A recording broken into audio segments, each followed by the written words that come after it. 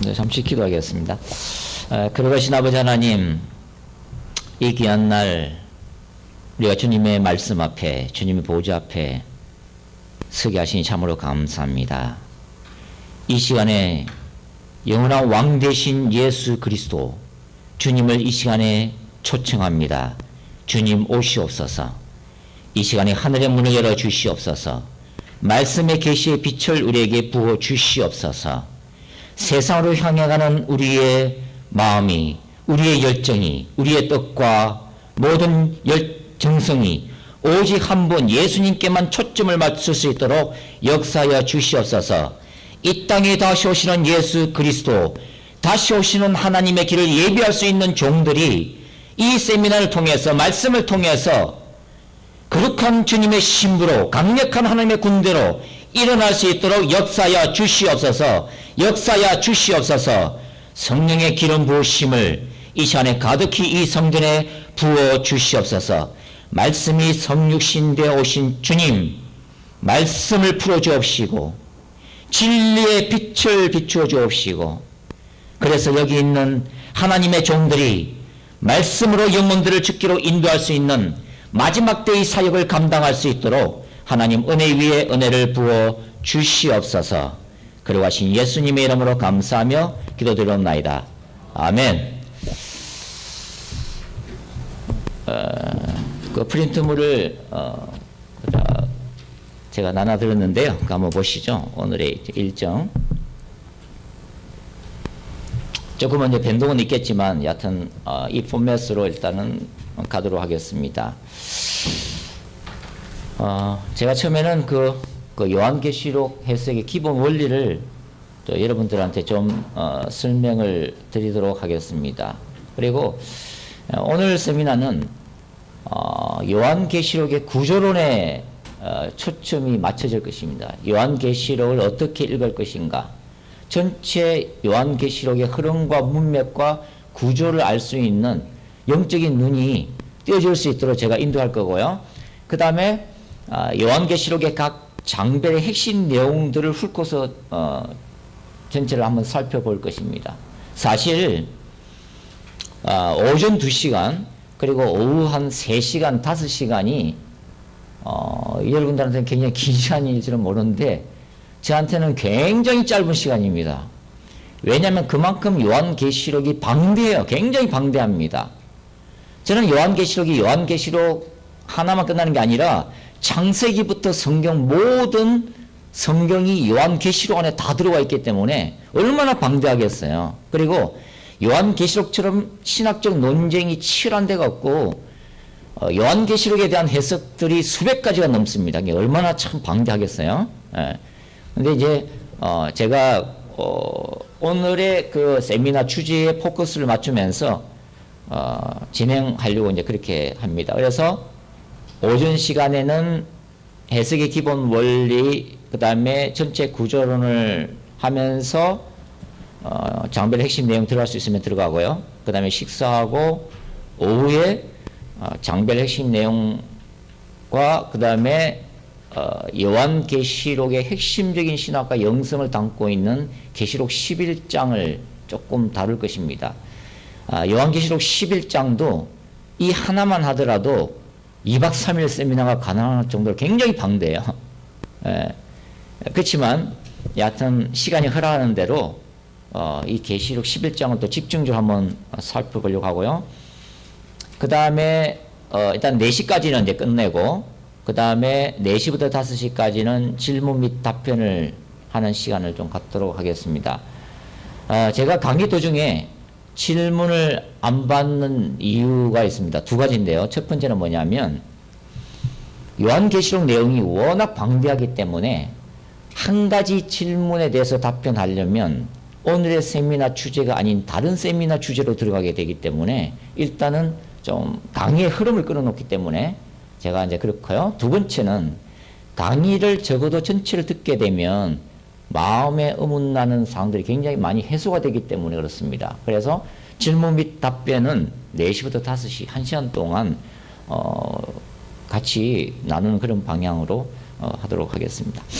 자, 그 프린트물 여러분들 보시면은 요한계시록 해석 원리 있을 것입니다. 자, 요한계시록 어떻게 읽을 것인가 한번 보시죠. 자, 첫 번째는 그 예수 그리스도의 재림 중심의 구조적 관점에서 해석한다 하는 것입니다.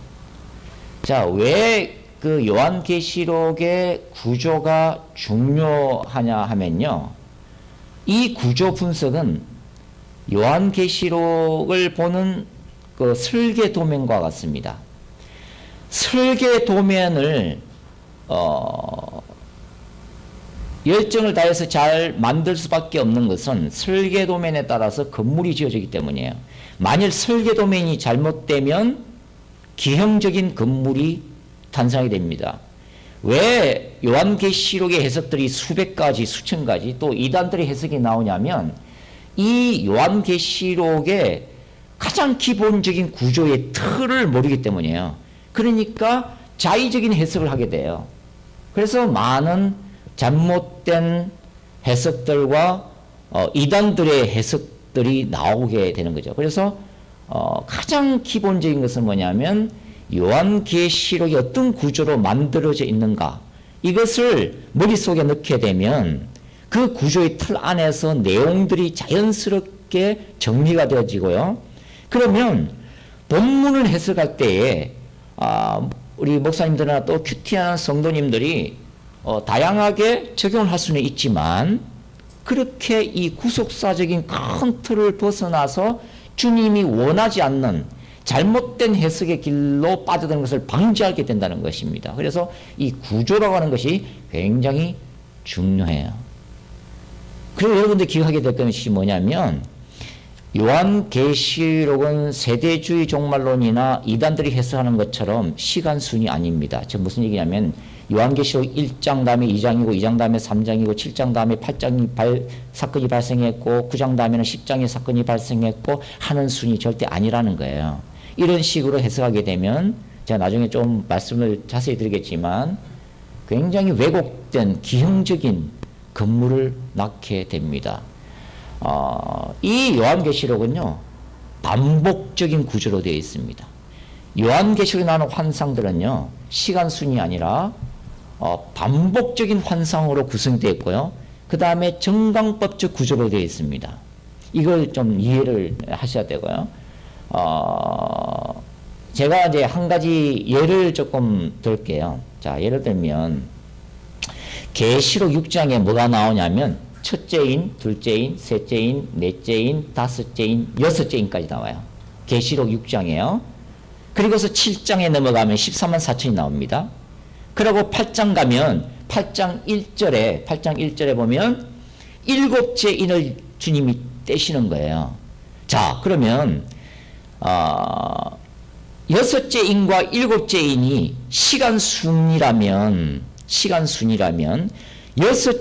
계시록 6장에 나와 있는 사건들이 다 일어나고 난 다음에 계시록 8장에 있는 일곱째 인의 사건이 일어나야만 돼요. 그러나 그것이 아니라고 하는 것입니다. 자, 성경 들어가고 계세요? 이건 직접 여러분들이 말씀을 보셔야 돼요. 자, 요한계시록 6장을 한번 보겠습니다. 혹시 성경지 없으신 분들은 좀 유성교회 성경책을 좀 구하십시오. 자, 요한계시록, 이게 굉장히 중요해요. 자, 요한계시록 6장을 한번 보겠습니다. 요한계시록 6장 12절 한번 보십시오. 자, 요한계시록 6장 12절부터 17절까지 한번 같이 읽을게요. 오늘 말씀을 또 공부하는 시간이니까. 요한계시록 6장 12절부터 17절 같이 읽겠습니다. 시작. 내가 보니 여섯째 인을 떼실 때에 큰 지진이 나며 해가 총당같이 검어지고 온 달이 피같이 되며 하늘의 별들이 무화과 나무가 대풍에 흔들려 선과실이 떨어지는 것 같이 땅에 떨어지며 하늘은 종이축이 말름같이 떠나가고 각 산과 섬이 제자리에서 옮기우매 땅의 임금들과 왕족들과 장군들과 부자들과 강한 자들과 각 종과 자주자가 굴과 산 바위 틈에 숨어 산과 바위에 이르되 우리 위에 떨어져 보좌 앉으신 이의 나체스와 어린 양의 진노에서 우리를 가리우라. 그들의 진노의 큰 날이 이르렀으니 누가 능히 서리화하더라. 자, 여러분, 여기 보면요. 여섯째 인 이 사건은 구약의 예언서들에 나오는 사항들이에요. 요엘 2장, 3장부터 시작해서 구약의 중요한 예언서들에 나오는 소위 야훼의 날입니다. 야훼의 날. 구약에서 야훼의 날은 신약에서 예수 재림의 날이에요.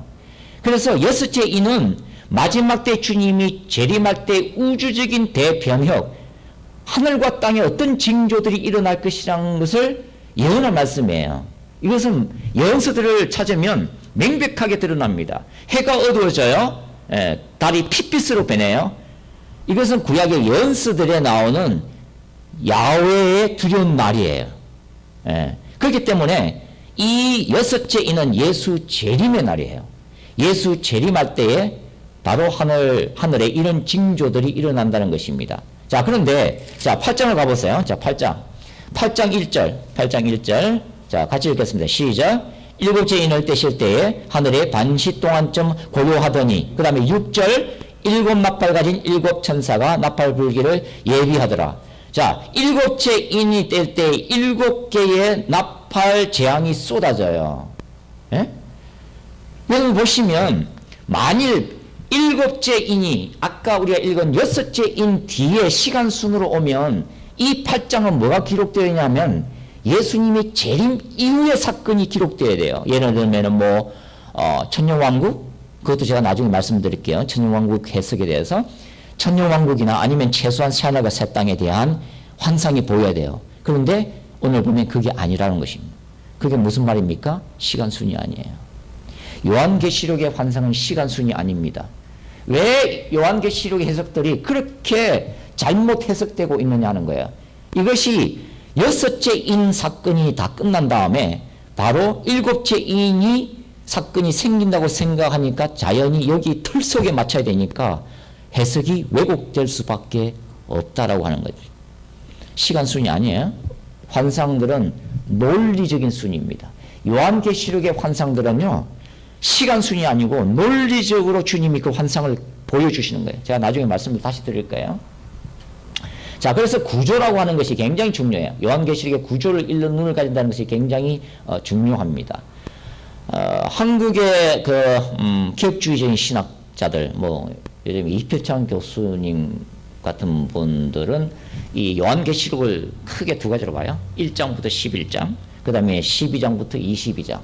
그래서 1장부터 11장까지는 예수 그리스도의 출현부터 대환란 전의 사건을 다루었다. 그 다음에 12장부터 22장까지는 대환란부터 영원한 세계, 새하늘과 새 땅까지 다루었다. 이렇게 봐요.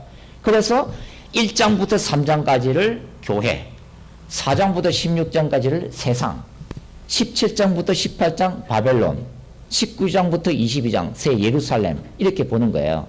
그래서 1장부터 3장까지 교회가 나중에 17장, 18장의 바벨론으로 이어지고 4장부터 16장까지의 1장부터 3장까지의 교회가 19장부터 22장까지 새 예루살렘으로 이어지고 4장부터 16장까지의 세상 그 사람들, 땅에 거하는 자들의 운명이 17장, 18장 바벨론과 연결되어 있다고 이제 보는 구조예요. 자, 이 구조의 틀도 굉장히 좋은 틀입니다. 요한계시록 볼 수 있는 굉장히 단순하지만, 자, 저는 요한계시록 어떻게 보냐면요, 전체를 10그룹으로 나눕니다. 자, 10그룹으로 나누는데, 자, 왜 10그룹으로 나누는가를 나중에 말씀을 드릴 거예요. 1장은 계시자 예수 그리스도예요. 1장에서 서술하고 있는 것은 계시자 예수 그리스도. 2장과 3장은 소아시아 7교회 메시지를 다룹니다. 4장과 5장은 하늘의 보좌 환상인데 여기에 보면 하나님과 죽임당하신 어린 양에 대한 찬양이 이제 기록되어 있어요. 그 다음에 6장과 7장은 저는 같이 묶습니다. 자, 6장이 아까 여섯째 인까지 있었잖아요. 그리고 7장이 14만 4천이 나와요. 6장과 7장을 같이 묶습니다. 그 다음에 8장, 9장, 10장, 11장까지 이 8장부터 11장까지의 내용이 뭐냐면 네 가지 나팔재앙, 첫째, 둘째, 셋째, 넷째, 그리고 첫째 화, 다섯 번째 나팔재앙,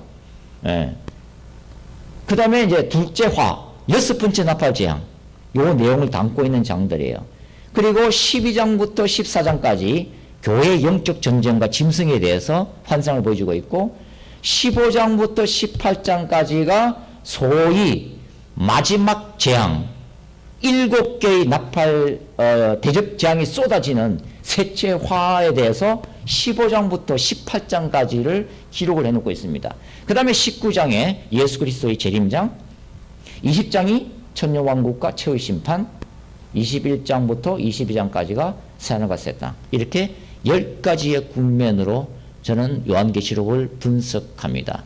제가 보는 이것은 뭐냐면, 제가 10년 동안 요한계시록을 연구하면서 요한계시록에 관한 세계적인 학자들의 논문과 책들, 그리고 한국과 여기 있는 수많은 요한계시록 전문가들의 그런 어떤 동영상 책들 거의 저는 10년 동안 다 섭렵했어요.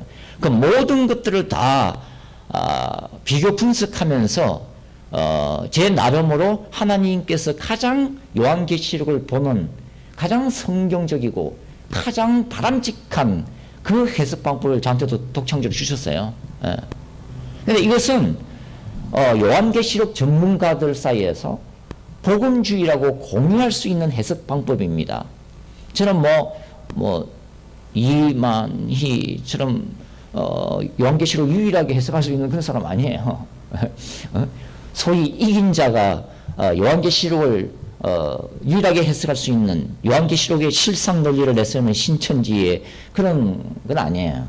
요한계시록은 모든 교회, 모든 신자, 모든 목사님들한테 다 주신 거예요. 그렇기 때문에 요한계시록의 구조만 알면 이 요한계시록 메시지를 얼마든지 그 구속사 틀 안에서 이해할 수 있다는 것입니다. 그래서 이렇게 이제 10가지를 제가 이제 나눠요. 나중에 좀 말씀을 드릴 것입니다. 그 다음에 요한계시록을 해석하는 기본적인 원리가 뭐냐면 과거적, 미래적 관점과 현재적 적용입니다. 자, 과거적 해석이라고 하는 것은 뭐냐면요. 요한계시록은 어느 날 갑자기 하늘에서 떨어진 책이 아닙니다. 요한이 밤모습 있을 때 어느 날 그냥 하나님이 아무 이유 없이 요한이 밤모습에서 휴양을 즐기고 있는데 주님이 심심하셔서 환상을 보여준 게 아니라는 거예요. 그것은 뭐냐면 1세기 로마 제국 하에서 로마 황제를 살아있는 신으로 숭배해야만 했던, 그렇기 때문에 유일하신 예수 그리스도의 이 신앙을 지키기 위해서 순교당하고 박해당하고 재산 빼앗기고 왕따를 당해야만 했던 그 1세기의 소아시아 7교회의 처절한 역사적 정황 속에서, 현실 속에서 하나님이 그들을 위로하기 위해서 보여주신 환상이 요한계시록이에요. 이게 우리가 오늘 이 관점에서 보면 1세기는 과거적인 해석이 되는 거예요. 그래서 요한계시록의 가장 기본적인 것은 뭐냐면 1세기의 상황을 이해하는 것입니다. 이게 1세기의 상황을 떠나서는 21세기 요한계시록을 해석할 수 없다 하는 거예요. 그러나 소위 과거주의 해석처럼 그러면 요한계시록이 철저하게 이미 예언이 성취된 책으로 보느냐? No, never예요.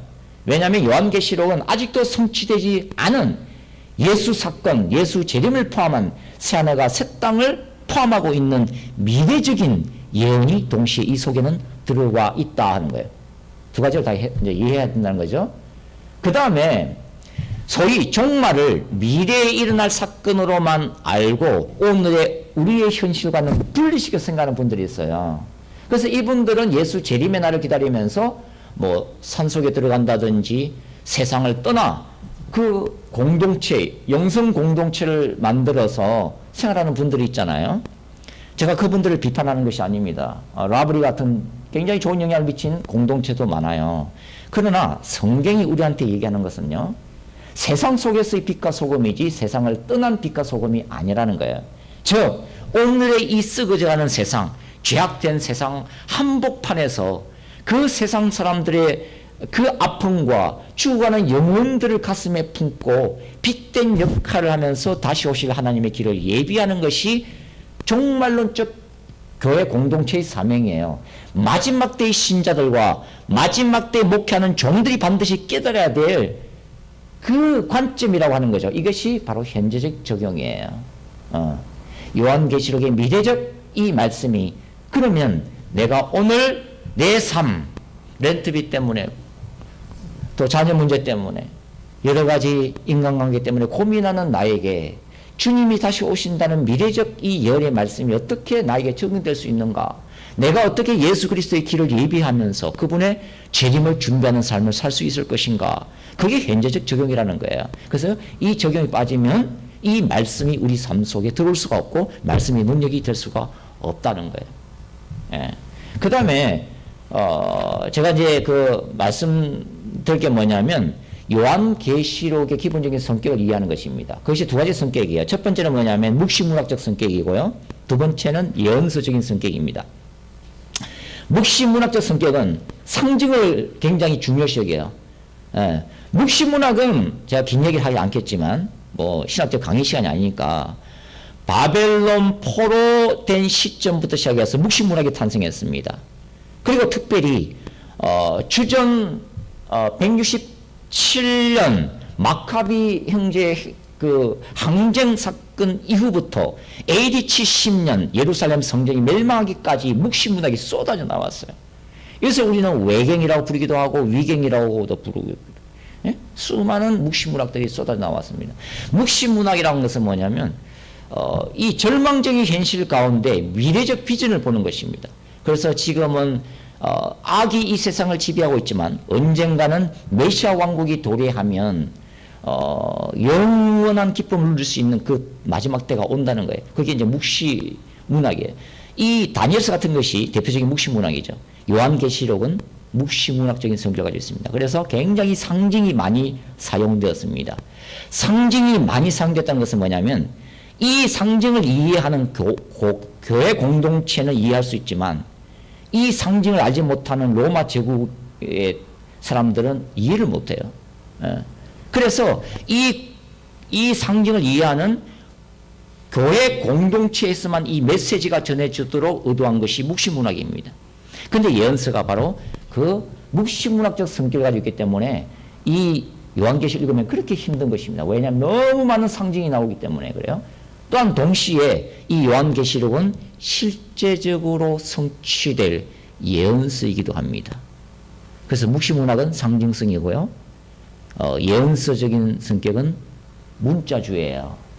극단적 문자주의로 빠져서도 안 되고요. 극단적 상징주의로 빠져서도 안 됩니다. 요한계시록은 문자적으로 해석할 부분이 있고 상징적으로 해석할 부분이 있는 거예요. 그것이 요한계시록을 해석하는 바람직한 밸런스를 이루는 기본적인 해석 원리라고 하는 것입니다. 제가 이제 몇 가지를 조금 이제 말씀을 드릴게요. 제가 그 프린트물에 그 숫자 있죠? 요한계시록의 숫자 이해해 보십시오. 몇 가지만 예를 들게요. 이거 우리 장신대 박수환 교수님이 좀 정리하신 내용을 제가 좀 인용을 한 거예요. 그 요한계시록의 숫자 이해해 보시면 요한계시록에 나타나는 이 숫자가 얼마나 상징적인 의도로 쓰여지는 것을 알 수가 있어요. 예를 들면 그 중간 정도예요. 다 뭐 시간이 없으니까. 중간 정도에 보면 3과 2분의 1 있잖아요. 자, 그래서 요한계시록에는 3일 반, 한때, 두때, 반때, 뭐 이런 게 많이 등장하잖아요. 그래서 1260일, 그 다음에 42개월, 뭐 이런 것들이 많이 등장해요. 물론 이것이 다니엘서에서 나온 것입니다. 그런데 이 한때, 두때, 반때, 또 3년 6개월, 3과 2분지 1이라는 숫자가 가지는 상징성이 있다는 것입니다. 그것이 뭐냐면 7이라는 숫자 때문에 그래요. 자, 여러분이 잘 아세요. 7이라는 숫자가 요한계시록에 얼마나 많이 나오는지. 7교회, 7인, 7납발, 7대접, 7천사, 얼마나 많은 7이라는 숫자가 나와요. 7은 하나님의 완전수를 얘기합니다. 이 완전수의 절반이 3과 2분의 1이에요. 그러니까 하나님의 완전수에 못 미치는 하나님의 의도하신 짧은 기간을 한때, 두때, 반때라고 이제 해석을 해야 된다는 것입니다.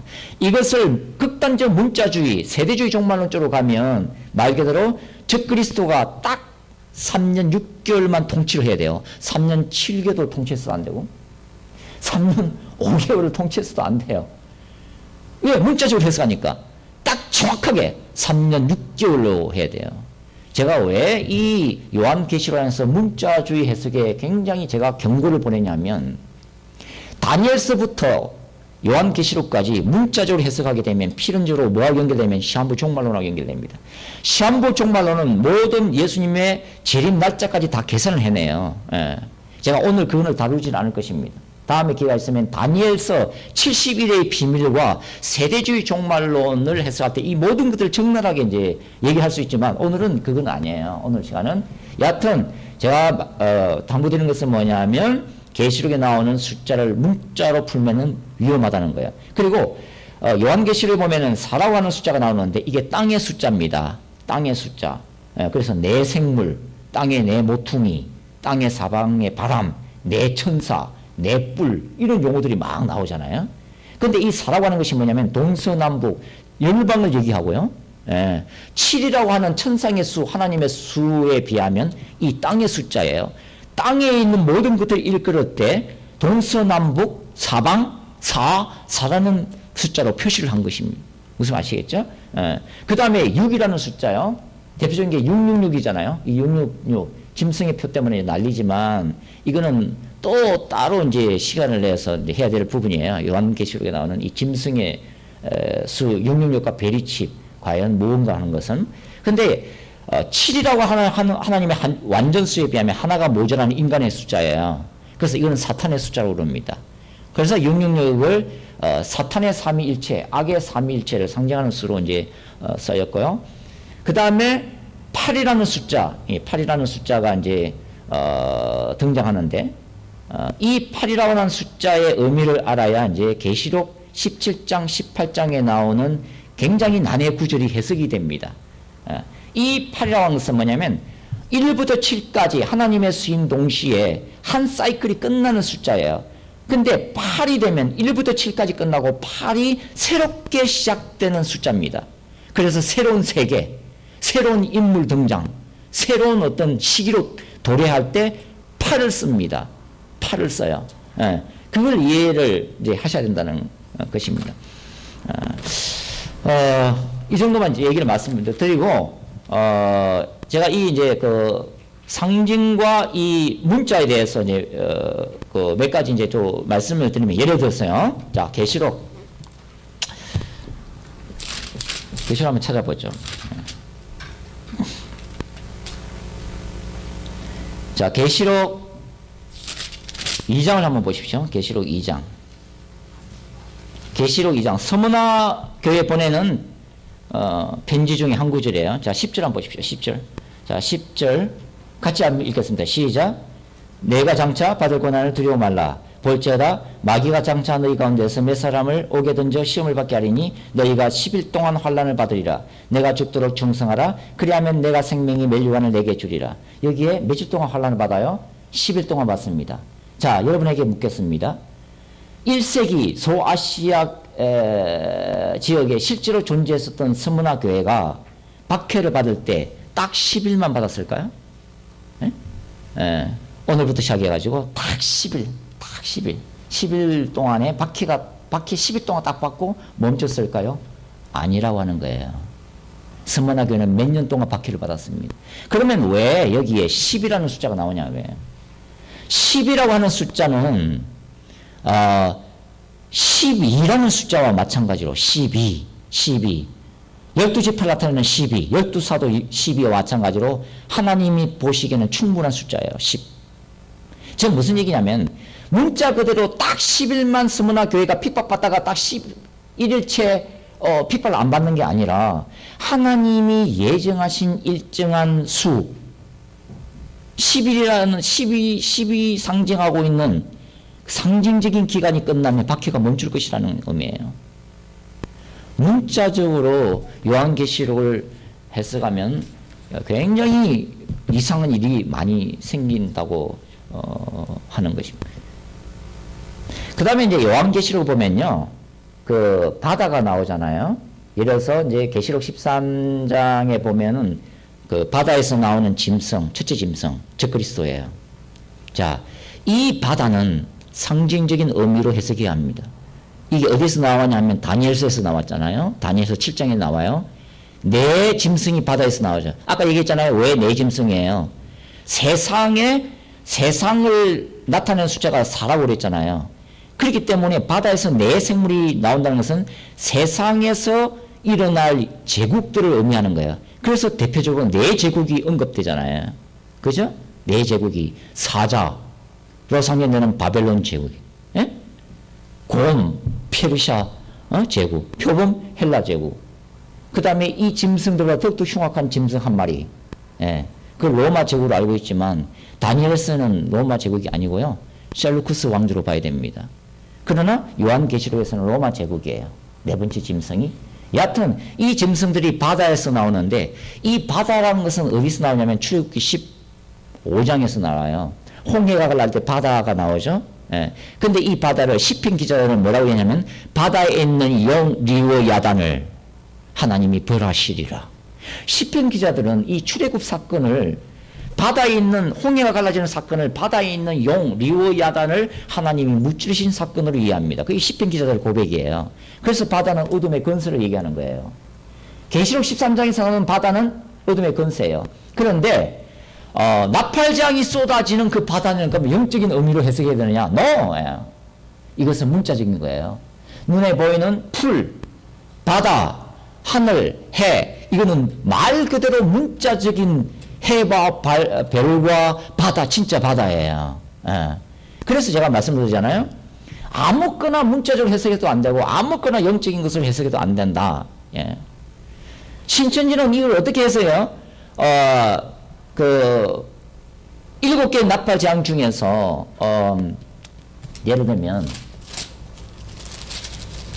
요한계시록 8장에 보면 8장에 예를 들어서 8절 둘째 천사가 나팔을 부니 불 붙는 큰 상과 같은 것이 바다에 던지음에 바다의 3분의 1이 피가 되고 신천지에서는 8절 어떻게 해석하는지 아십니까?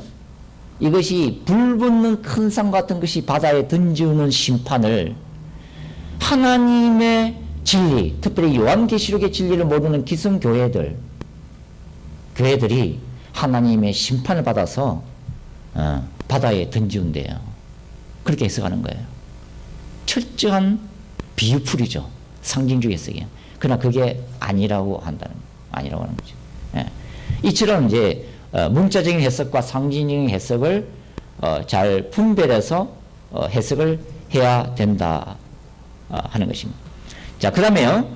그 요한계시록을 해석하는 기본 원리 중에 또 하나 중요한 게 뭐냐면 5번째가 뭐냐면 어떤 본문을 해석할 때에 되도록이면 요한계시록 1차적인 것은 뭐냐면 요한계시록 안에서 해석해야 된다는 거예요. 예. 요한계시록 안에서 찾아내야 돼요. 그래서 요한계시록의 구조와 전후 문맥을 봐서 그 의미가 뭔지를 찾아내는 거예요. 두 번째는 뭐냐면 종말론에 관한 다른 성경 본문들하고 서로 비교하는 것입니다.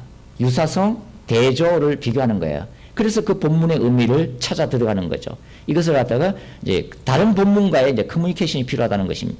세 번째가 뭐냐면 성경 전체에 대한 구속사적인 이해가 있어야 된다는 그 바탕 위에서 요한계시록을 해석해야 된다는 것입니다. 자, 요한계시록은 아까 제가 말씀드렸잖아요. 요한계시록은 요한계시록 안에만 갇혀 있는 책이 아닙니다.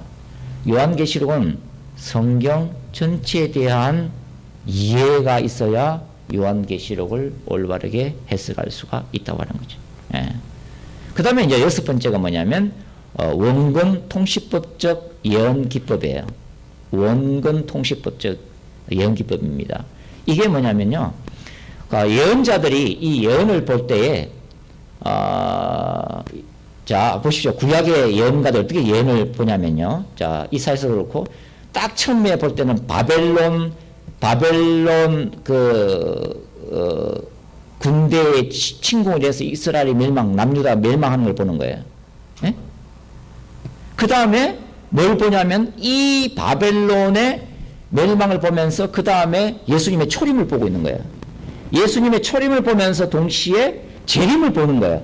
이 세 봉우리가 예언자가 보기에는 나란히 이렇게 같이 보이는 거예요. 이게 무슨 말 아시겠죠?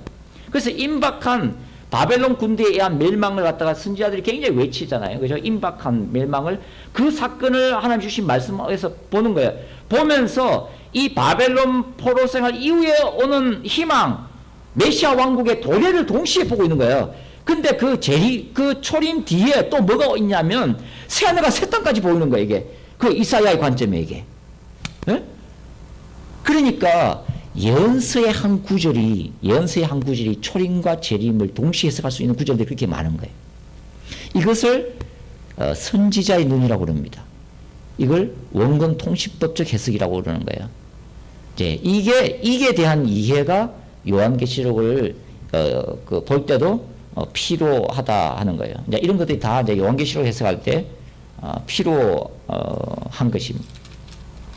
자, 제가 이제 한 가지 예만 들게요. 왜냐하면 이 모든 부분들이 나중에 이제 여러분들이 요한계시록을 따로 이제 공부하거나 연구하거나 묵상할 때 필요하기 때문에 이제 그렇습니다. 제가 한 가지 이 원근 통시법 예언 기법이 사용되고 있는 예를 한번 볼게요. 자, 말라기스를 한번 보겠습니다. 자, 말라기스를 한번 찾아보세요. 말라기스는 마태복음 앞에 있어요.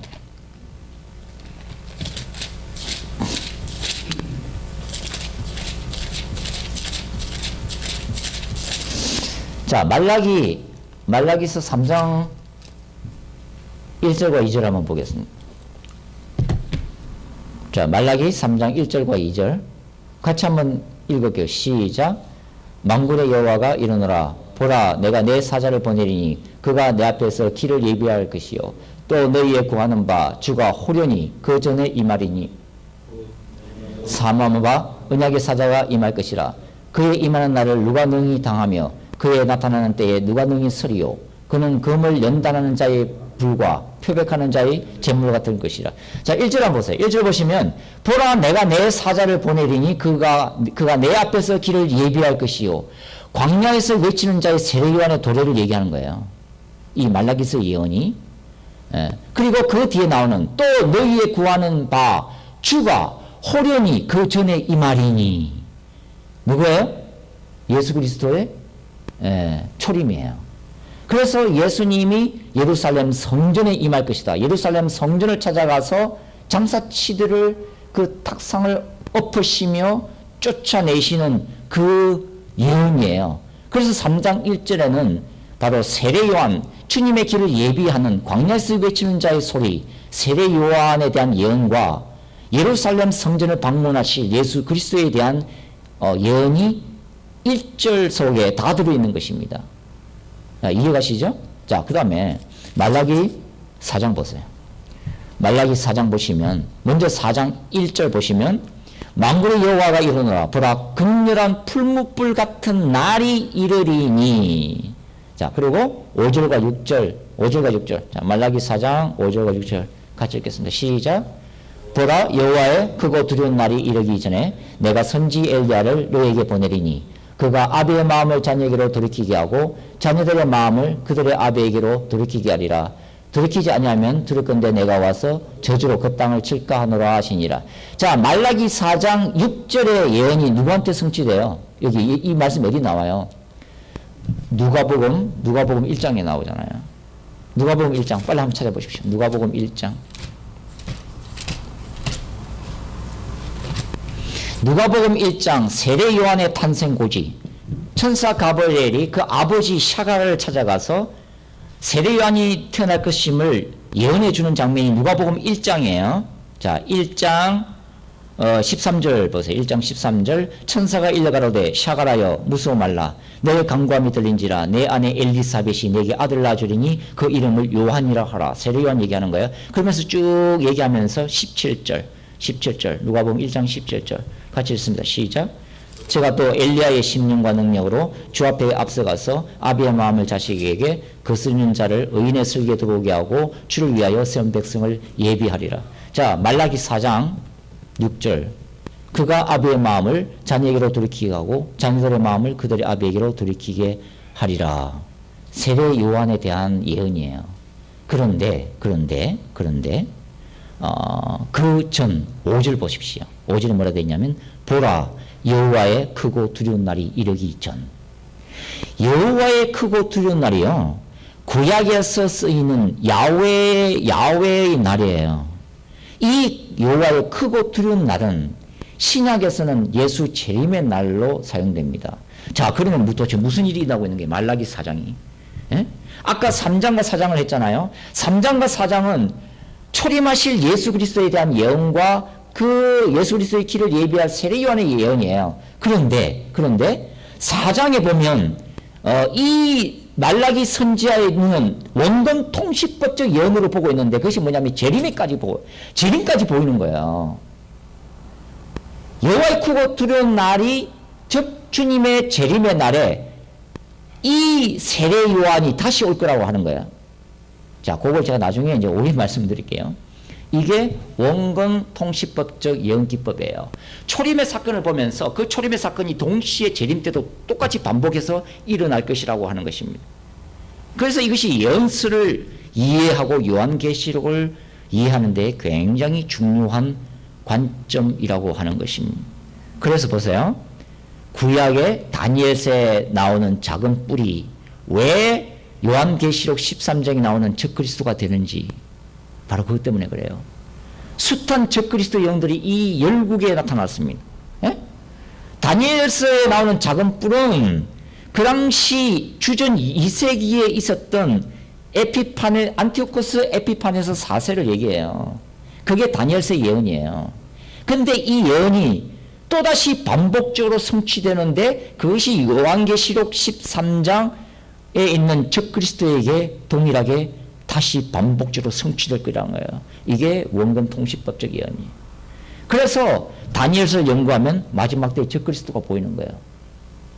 그래서 다니엘서를 연구하는 이유가 바로 그겁니다. 적그리스도론을 이해하기 위해서는 다니엘서가 필수적이에요.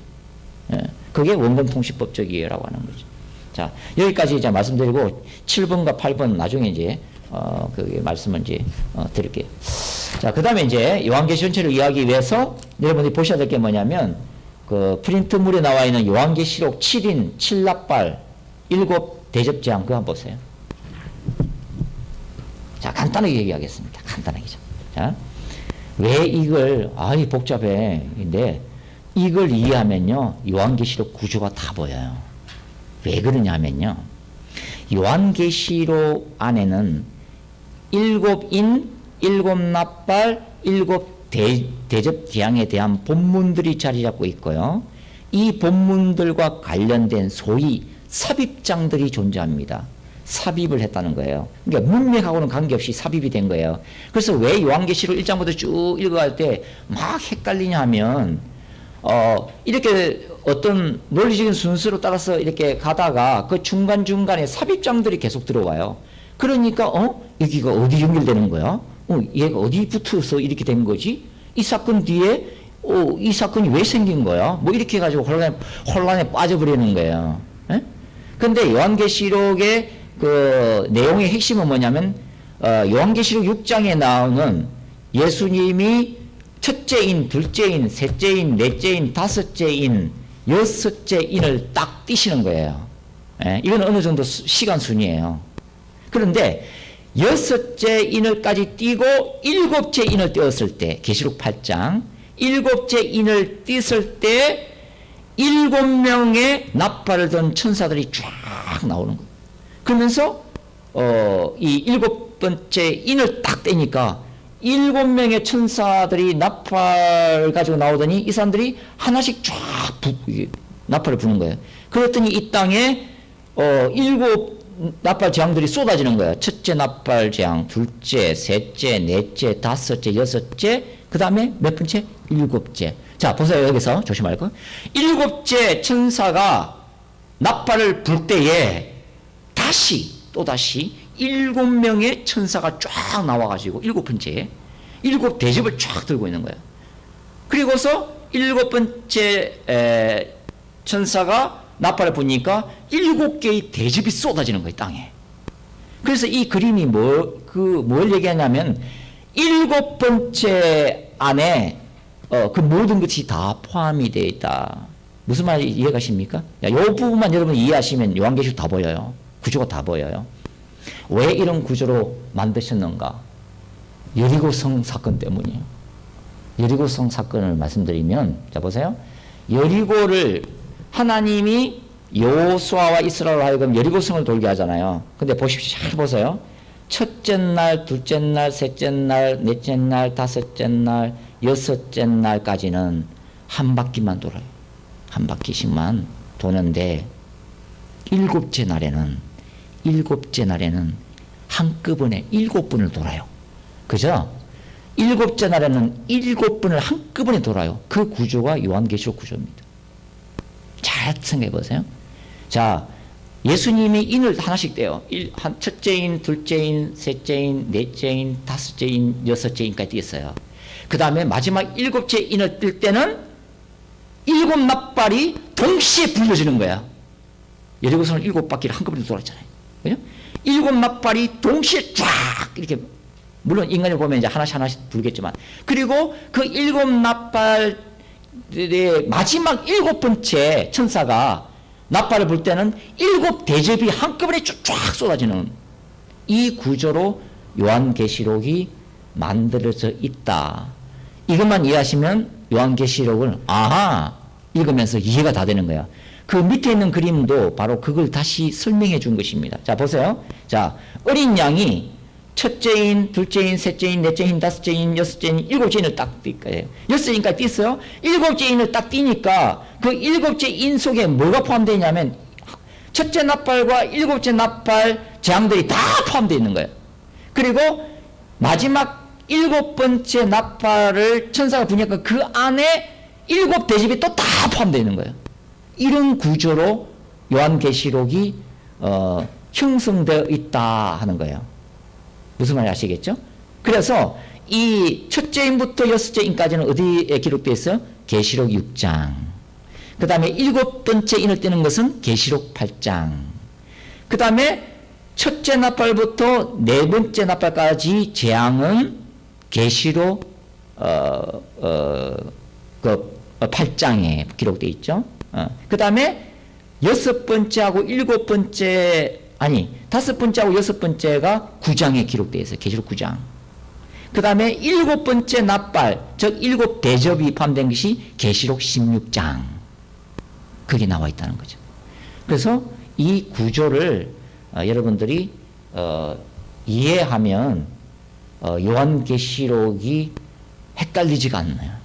그러면 이해가 되기 시작합니다. 이 구조를 모르면요, 이게 어디서 왔다, 이게 인이 어디 갔다가 납발이 어디로 왔는지 이제 혼란에 빠지게 되고, 자의를 따라서 마음대로 요한계시록을 교주의 마음에 따라서 해석을 하게 되는 것입니다. 그래서 이런 구조의 틀이 이제 굉장히 중요하다 하는 것을 여러분들이 이제 좀 기억을 하시면 되겠어요. 요 그림에서 그 삽입장이 들어간다 그랬잖아요. 네. 그거 어디서 튀어나와요? 제가 이제 삽입장은 제가 이제 이 구조 이제 다시 설명할 거예요. 그 다음에 이제 여러분들이 볼 게 뭐냐면 요한계시록 구조 분석 도표예요. 저기 프린트물 한번 보십시오. 요한계시록 구조 분석 도표.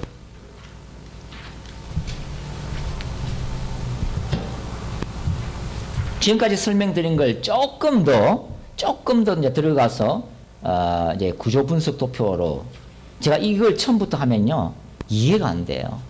그래서 기본적인 요한계시록 해석에 대한 원리들을 좀 다루고, 그 다음에 7인, 7 납발, 7 대접의 구조를 다룬 것이 그게 어느 정도 이해가 돼야, 그 다음에 제가 요한계시록을 10개 국면으로 이렇게 분석한 이 구조 분석 도표가 눈에 들어오기 시작하는 것입니다.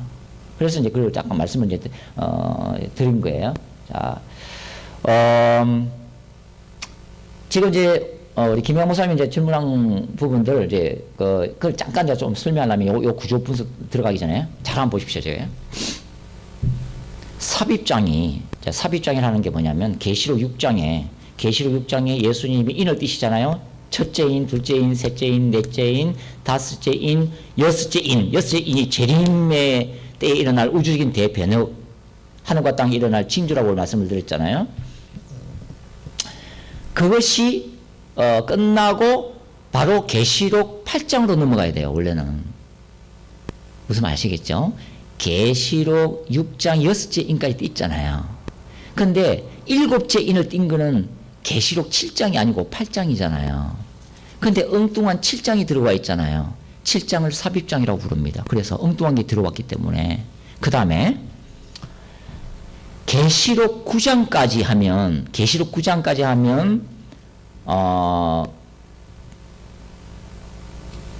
여섯 번째 나팔 재앙까지가 기록이 되어 있어요. 계시록 9장까지 8장 9장이 첫째 나팔 재앙부터 시작해 가지고요.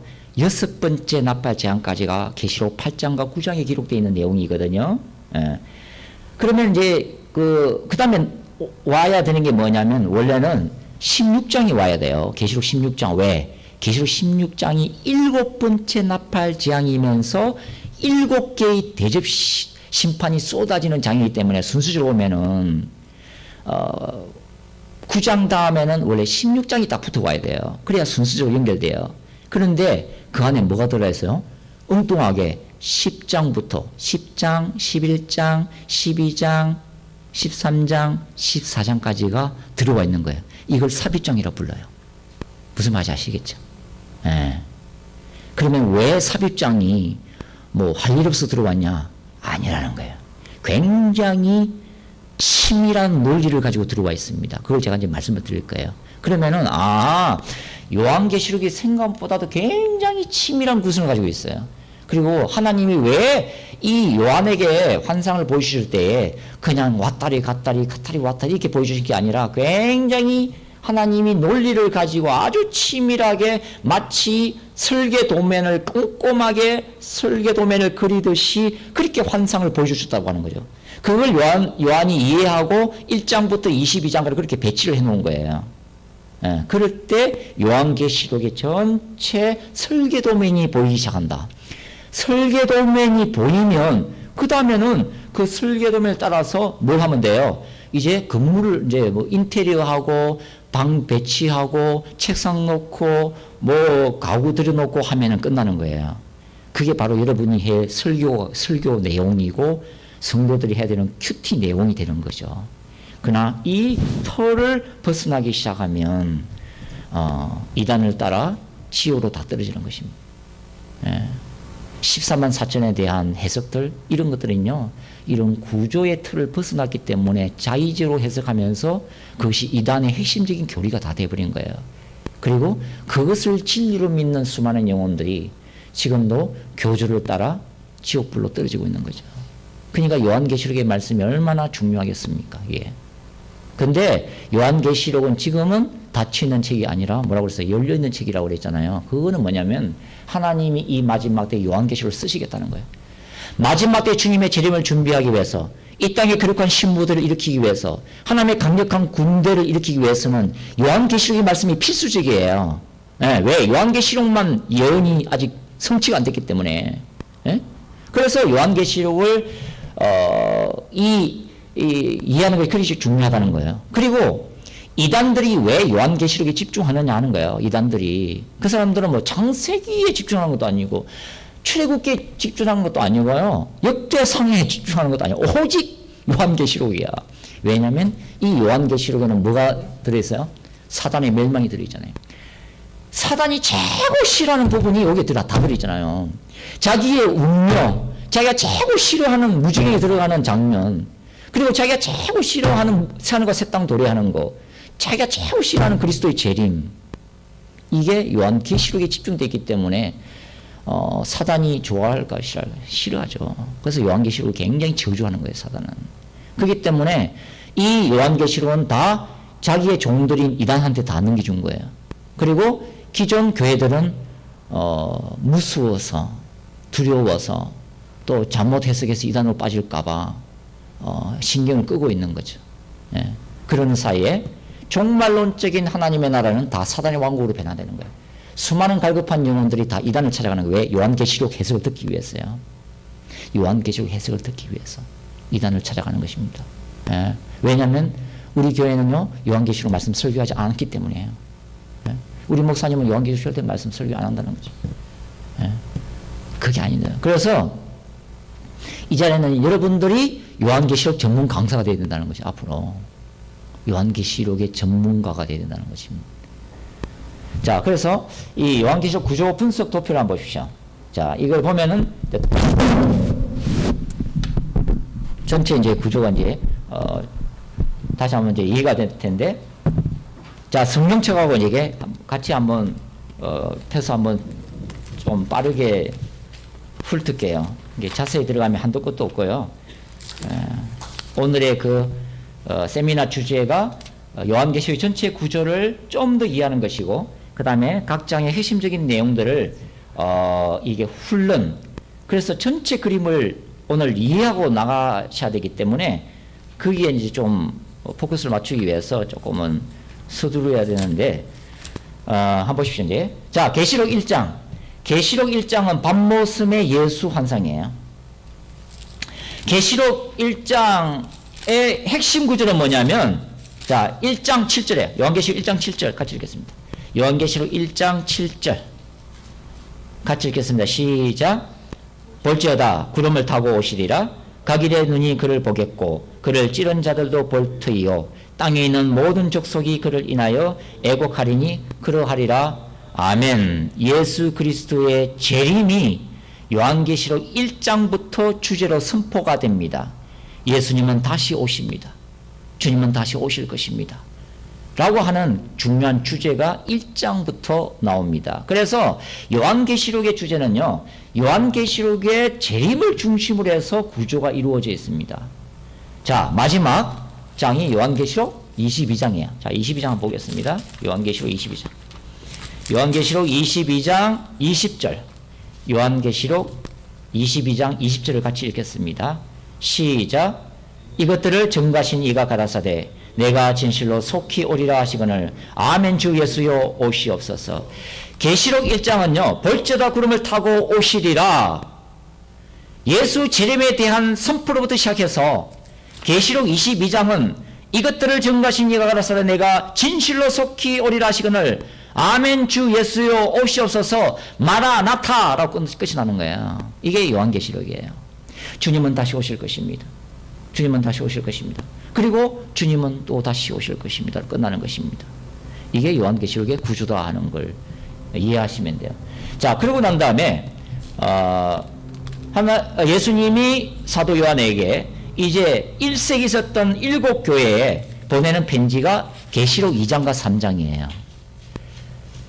그 당시 소아시아의 교회가 몇 개가 있었어요? 7개? No. 굉장히 많았어요. 그러면 왜 7교회만 선정했을까요? 하나님의 완전수 때문에 그래요. 7이라고 하는 숫자를 맞추기 위해서 하나님의 완전수 대표적인 교회를 7개를 선정한 거예요.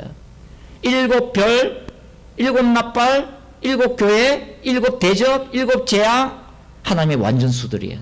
7영, 요한계시록은 또 성령을 7영이래. 7영. 예, 7눈을 가진 영이에요. 그래서 7개를 선정해서 이 완전수 7에 맞춥니다.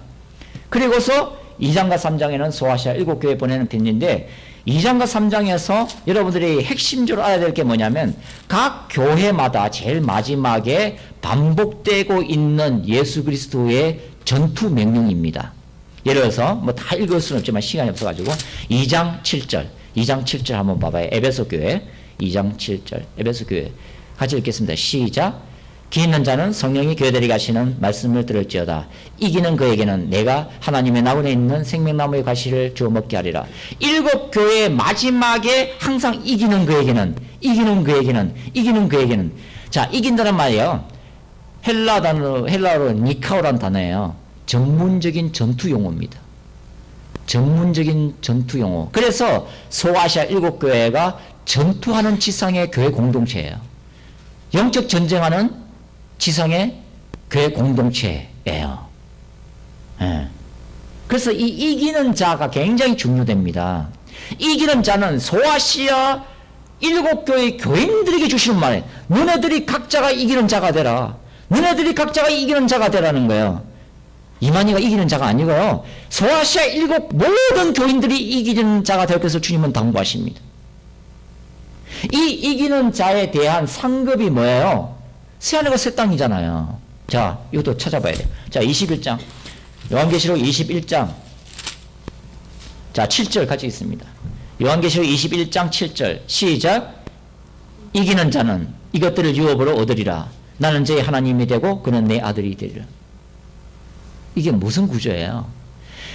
소아시아 일곱 교회에게 계속 이기는 자에게는 내가 내 나라의 기둥이 되게 하고, 이기는 자에게는 내가 만나를 주고 힘도를 주고, 내 이기는 자에게는 뭐 계속 약속하잖아요. 이 약속이 뭐예요? 계시록 21장과 22장에 있는 새하늘과 새 땅, 새 예루살렘 성이에요. 그래서 계시록 21장 7절에는 그걸 다시 한 번 더 언급하고 있는 거예요. 계시록 2장과 3장에서 7번 언급했던 이기는 자에 대한 약속, 그게 계시록 21장 7절에 이기는 자는 이것들을 유업으로 얻으리라. 나는 저희 하나님이 되고 그는 내 아들이 되리라고 한 거예요. 그 다음에 자 21장 8절도 한번 읽어봐요. 계시록 21장 8절도 자 같이 한번 읽어보겠습니다. 시작. 그러나 두려워하는 자들과 믿지 아니하는 자들과 흉악한 자들과 살인자들과 행음자들과 술객들과 우상숭배자들과 모든 거짓말하는 자들은 불과 영으로 타는 못에 참여하려니 이것이 둘째 사망이라. 자 7절과 8절이에요. 대조를 이루는 거잖아요. 7절은 소아시아 일곱 교회가 이기는 것을 당부하고 그 성도들이 이 신앙으로 로마 제국의 박해와 로마 황제를 숭배로 살아있는 신으로 숭배하는 로마 숭배 사상에 대항해서 믿음으로 순교하기까지 싸워서 이길 때에 이것들을 유효로 준다는 거예요. 새하늘과 새 땅. 그런데 8절은 뭐냐면 그러나요. 이 대조되는 사람들이 누구냐는 거예요. 자, 제가 뭐라 말씀을 드렸습니까? 요한계시록의 해석 원리 중에 하나가 뭐라고 했어요? 1세기의 상황에서 해석하는 것입니다. 그것이 올바른 거예요. 그러면 8절에 나오는 두려워하는 자들, 믿지 않는 자들이 뭐예요? 자, 두려워하는 자들은요, 그 당시 로마 황제의 그 박해를 두려워서 배교한 자들이에요. 예수를 버린 자들. 믿지 아니하는 자들. 로마 제국시대 1세기 때 예수 그리스도의 피 묻은 복음을 전했지만 끝끝내 그 복음을 거부한 이교도들이에요. 예? 흉악한 자들, 로마 황제 예식에 참여한 자들이에요. 살인자들, 소아시아의 일곱 교회를 핍박하고 순교하도록 그 죽음의 현장으로 몰아냈던 사람들이에요. 살인자들이에요. 행음자들, 1세기에 로마 신전에 있었던 이방의 신전에 가서 그 여사제들하고 몸을 섞었던 자들, 그 자들이 행음하는 자들이에요. 술객들, 에베소 같으면 1세기에 아데미 신전의 마술사들, 예? 우상숭배자들, 로마의 신들과 제우스 신과 아프로디테, 1세기 로마시의 숱한 우상들을 섬겼던 사람들이에요. 그리고 모든 거짓말하는 자들, 진리된 교회 안에 들어가서 교인들을 미혹했던 이세벨, 발람의 가르치, 초기 영지주의자들이에요. 이게 8절을 1세기 상황에서 해석해야 될 이유라는 거예요. 그냥 뜬금없이 이 말씀이 나온 게 아니고. 그래서 과연 그러면 21세기에 이 말씀은 오늘 우리에게 뭐라 말씀하시는가? 그 다음에 적용이에요. 1세기의 컨텍스트를 이해하지 않으면 엉뚱한 해석을 하게 된다. 그래서 다시 자 2장과 3장이 그래서 이기는 자가 강조되는 이 부분이 굉장히 중요하고 이기는 자에 대한 상급으로 새하늘과 새 땅이 약속이 되고 있다고 하는 거죠. 그 다음에 이제 4장과 5장이에요. 4장과 5장이 하늘의 보좌 환상이잖아요. 자 보십시오. 2장과 3장에서 그 로마 제국하에서 핍박받고 박해받는 신자들에게 주님은 계속 이기라고 당부하세요. 그런데 그 다음 4장과 5장에서 하늘의 문이 열리고 요한이 성령으로 주님의 보좌까지 올라가서 환상을 보는데 그게 하늘 보좌 환상. 보좌 앉으신 성부 하나님과 죽임당하신 어린 양이 네 생물과 24장로와 천군 천사들에 둘러싸여서 찬양을 받고 있는 하늘의 예배 광경이 환상으로 보이잖아요. 왜 4장과 5장이 들어와요? 왜 4장과 5장이?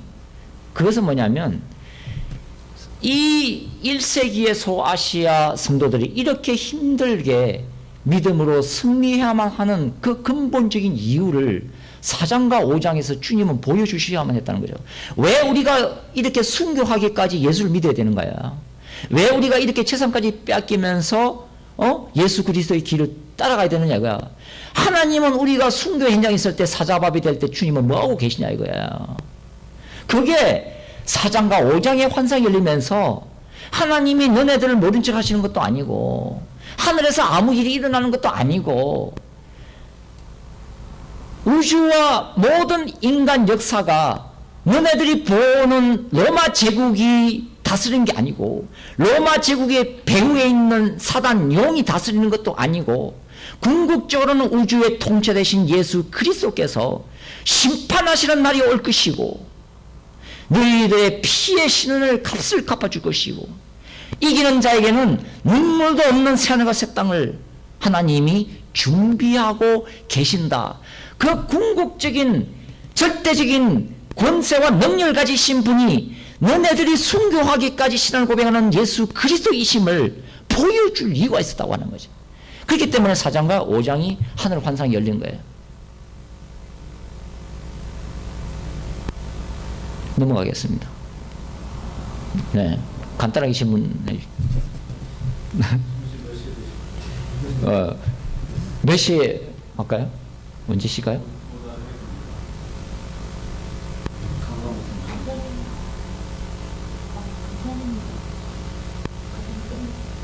그러면은 뭐 12시 20분에 일단 끝마칠게요. 예, 예. 그게 이제 4장과 5장이죠. 그 다음에, 자, 6장과 7장이, 아까 6장이 이제 이게 성경 한번 펼쳐보세요. 자, 6장. 목사님들은 특별히 이게 잘 아셔야 되잖아요. 자, 6장이 아까 얘기한 첫째 인부터 이제 여섯째 인까지 쭉 나오는 장면이죠. 자, 거기에 보면 첫째 인, 둘째 인, 셋째 인, 넷째 인, 다섯째 인, 여섯째 인이 나와요. 여기에 여러분들 이제 다 알다시피 이제 첫째 인이 흰말 탄자. 이 흰말 탄자가 뭔가에 대해서는 이제 논쟁할 시간이 없습니다. 이제 그냥 지나가고요. 나중에 시간 있을 때 제가 말씀드리고요. 둘째 인 붉은 말 나오잖아요. 전쟁이죠. 셋째 인 기근, 넷째 인 청황색 말 죽음을 상징하는 거예요. 이게 계시록 6장이 뭐냐면 마지막 때에 이 땅에 일어날 대환란을 말 그대로 큰 그림으로 보여주는 거예요. 하나님이 큰 그림으로. 그것이 여섯째 인 재임까지. 그 다음에 다섯째가 뭐예요? 순교자들이 하늘에서 울부짖는 장면이잖아요. 그러니까 이런 것들이 마지막 때 일어날 그 모든 것들을 빅 픽처 큰 그림으로 딱 한번 딱 보여주시는 거예요. 계시록 6장이 딱 보여주시는 거예요. 그리고 이제 8장부터는 이 요한이 봤던 이 큰 그림으로 봤던 부분들을 다시 반복적이면서 구체적으로 환상을 더욱더 세부적으로 보여주시는 장면들이에요. 좀 이해가죠? 계시록? 예. 그런데 아까 제가 말씀드린 계시록 6장 마지막 여섯인이 그 예수님의 재림 환상인데 왜 7장이라고 하는 엉뚱한 14만 4천이라고 하는 허다한 무리가 7장이 삽입되냐는 거예요. 7장을 삽입장이라고 불렀잖아요. 그러니까 그 이유가 뭐냐면 6장 마지막 구절 때문에 그렇습니다. 6장 마지막 구절 17절 한번 보세요. 17절. 자, 16절 17절 16절 17을 같이 읽도록 하겠습니다. 시작. 상과 바위에게 이르되 우리 위에 떨어져 보좌에 앉으신 이의 나체스와 어린 양의 진노에서 우리를 가리우라. 그들의 진노의 큰 날이 이르렀으니 누가 능히 서리요. 자, 여기 한번 보세요. 여기 보시면 자 15절부터 볼게요. 15절. 주님의 재림의 날에 땅의 임금들, 왕족들, 장군들, 부자들, 강한 자들, 각 종과 자주자. 이게 7그룹이에요. 7이라는 숫자에 맞춰져 있습니다. 네? 왜냐하면 이 땅에 있는 모든 계층, 모든 신분들을 다 망라하기 위해서 7그룹으로만 나눈 거예요. 네? 그러면서 이 사람들이 물론 예수 안 믿는 사람들이에요. 이 사람들이 주님의 재림 때 너무 두려워서 울부짖는 장면이에요. 누가 이 하나님의 진노의 날에 능히 그 보좌 앞에 서리요. 예. 자, 이걸로 끝나요. 이제 6장이. 그런데 예수 그리스도의 복음을 믿지 않았던 수많은 불신자들이 예수님의 재림의 때 울부짖을 그 울부짖음과 대조되는 또 한 그룹이 있어요. 그것이 뭐냐면 하나님의 인을 맞은 종말론적으로 구원을 받을 하나님의 백성들이 있다는 거예요. 그래서 7장이 삽입되기 시작하면서 자 7장 9절 봐요. 이 한 구절 때문에 이렇게 환상이 복잡하게 배치가 되었습니다. 자 7장 요한계시록 7장 9절 읽을게요. 7장 9절 시작.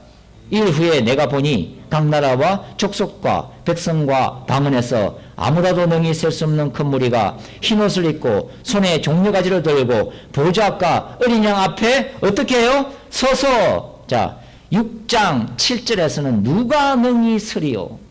이 진노에서 예수의 재림의 날에 누가 그 앞에서 살아남을 수 있으리요? 했을 때 주님의 보좌 앞에서 살아남을 수 있는 자들이 있다 하는 거야. 그게 14만 4천이에요. 그러면서 그때는 승리의 종려 가지를 들고 보좌 앞과 어린 양 앞에 담대히 서서 새 노래를 부를 사람들 10절 큰 소리로 외쳐가로되 구원하심이 보좌 앉으신 우리 하나님과 어린 양이 있도다. 하나님의 백성들이 있다는 거예요. 예. 이 대조되는 사람들을 보여주기 위해서 능히 하나님 앞에 설 수 없는 불신자들의 대조에서 그 보좌 앞에 기쁨으로 설 수 있는 하나님의 백성들을 설명하기 위해서 7장이 삽입되었다고 하는 거예요. 무슨 말이에요? 아시죠? 그래서 7장이 삽입되게 됩니다. 자, 여기까지 설명하고요. 자, 8장으로 넘어갑니다. 자, 그래서 6, 7장을 제가 한 그룹으로 봤잖아요. 그죠? 예. 그 다음에 아까 8장부터 11장까지가 한 묶음으로 봤는데 자, 8장부터 9장까지 나오는 게 전 세계의 3분의 1이 심판을 받는 첫째 나팔 재앙부터 여섯 번째 나팔 재앙이 기록되어 있는 것이 8장과 9장에 있는 말씀이에요. 8장과 9장에 있는 말씀입니다. 예. 제가 나중에 이제 조금 더 이제 세부적으로 이제 설명할게요. 자, 이 흐름만 일단은 이해를 하십시오. 자, 그런데 자, 뭐요? 9장, 8장과 9장 제일 마지막 절을 한번 보세요. 9장 20절, 이게 이제 소위 인류의 3분의 1이 죽임을 당하는 유브라데 전쟁 환상이거든요. 만일 제3차 세계대전이 일어나면 이 사건을 얘기하는 거예요. 16장에 나오는 아마겟돈은 제3차 세계대전이 아닙니다. 그 아마겟돈은 전쟁을 하려다가 전쟁이 일어나지 않아요. 왜냐하면 예수님이 재림을 해버려요. 그래서 전쟁이 일어나지 않습니다. 만일 제3차 세계대전이 일어난다면 9장에 있는 유브라데 전쟁이 될 가능성이 높습니다. 왜냐하면 인류의 3분의 1이 죽임을 당합니다. 9장 18절 이 세 재앙 곧 제 입에서 나오는 불과 연기와 유황을 인하여 사람 3분의 1이 죽임을 당하니라. 자, 20절과 21절 한번 읽어봐요. 자, 20절과 21절을 읽겠습니다. 시작. 이 재앙에 남지 않고 남은 사람들은 그 손으로 행하는 일을 회개치 아니하고 오히려 여러 귀신과 또는 보거나 듣거나 다니거나 하지 못하는 금은 돈과 목석의 우상에게 절하고 또 그 살인과 복술과 음행과 도적질을 회개치 아니하더라. 3분의 1이 죽지만 남아있는 사람들이 회개를 안 해요. 회개를 안 해요. 그래서 지옥으로 떨어집니다. 자, 그런데 왜 8장과 9장 뒤에 여섯 번째 나팔 재앙까지 끝났기 때문에 그 다음에 원래 뭐가 와야 된다고 그랬어요? 16장에 와야 되네요. 일곱 번째 나팔 재앙으로 일어나는 7개의 나팔 대접 재앙, 이게 딱 붙어야 되는데 갑자기 삽입이 돼요. 그 삽입이 10장, 11장, 12장, 13장, 14장까지 이어져요. 그런데 왜 이 10장부터 이 무더기가 삽입이 됐느냐는 것을 제가 말씀을 드리려고 그래요. 자, 이렇게 마지막 때는 아무리 이 땅에 전쟁이 일어나고 재앙이 일어나도 결코 회개하지 않는 강박한 영혼들이 그렇게 많다고 하는 것입니다. 그런데 마지막 때에 소위 로마서 9장에서 11장 바울이 얘기했던 이스라엘의 남은 자의 구원의 사건이 일어날 마지막 때의 대부흥, 대추수 사건이 예비가 되어 있다는 거죠. 그게 두 증인, 계시록 11장의 두 증인 사건의 결과로 일어나는데 한번 보세요. 자, 계시록 11장 보세요. 계시록 11장 13절. 이게 왜 이게 들어왔는가를 제가 지금 논리적으로 설명하고 있는 것입니다. 계시록 11장 13절 같이 읽겠습니다. 시작. 그 시에 큰 지진이 나서 성 10분의 1이 무너지고 지진에 죽은 사람이 7천이라. 그 남은 자들이 두려워하여 영광을 하늘에 하나님께 돌리더라. 여기 보면요, 그 남은 자들이 두려워하여 영광을 하늘에 하나님께 돌리더라 라고 하는 회개의 역사가 휩쓸고 지나가는 마지막 때의 대부흥의 한 일면을 볼 수가 있습니다. 왜 이 11장 13절이 기록됐냐면 아까 우리 읽었던 9장 20절과 21절 끝까지 회개하지 않는 사람들도 있지만 마지막 때에 구원받아야 될 영혼들, 마지막 때에 예수 그리스도의 복음 전파를 통해서 구원받을 영혼들이 일어날 거라는 거예요. 그래서 우리 이제 꼭 아이합이라고 볼 수 없지만 마지막 때 영성 운동들이 있잖아요. 뭐 인터컵도 마찬가지고 아이합도 마찬가지고 때 거룩한 신부 운동들, 뭐 한국의 큰 믿음 교회를 비롯해서 많잖아요. 뭐 여기는 신사도 교회 운동도 포함되어 있잖아요. 그렇지만 하여튼 이 운동들이 뭐냐면 마지막 대추수, 대부흥을 꿈꾸는 거예요. 이제 그런 부분들이 계시록 11장에서 우리가 찾아볼 수가 있다고 하는 거죠. 두정인 사역의 결과로 생기는 사건이에요. 그러니까 9장 마지막에 이렇게 마지막 때의 복음이 전하여 끝까지 회개하지 않는 사람들이 있는가 반면에 지구의 한쪽에서는 부흥이 일어날 거란 거죠. 그 수많은 그 환난과 재앙 가운데서 하나님을 찾고 울부짖으면서 복음을 받아들이며 회개하는 역사가 일어날 거라는 거예요. 이것이 대조를 이루는 거예요. 그래서 그 11장이 그래서 두정인 사건이 굉장히 중요하다고 하는 것입니다.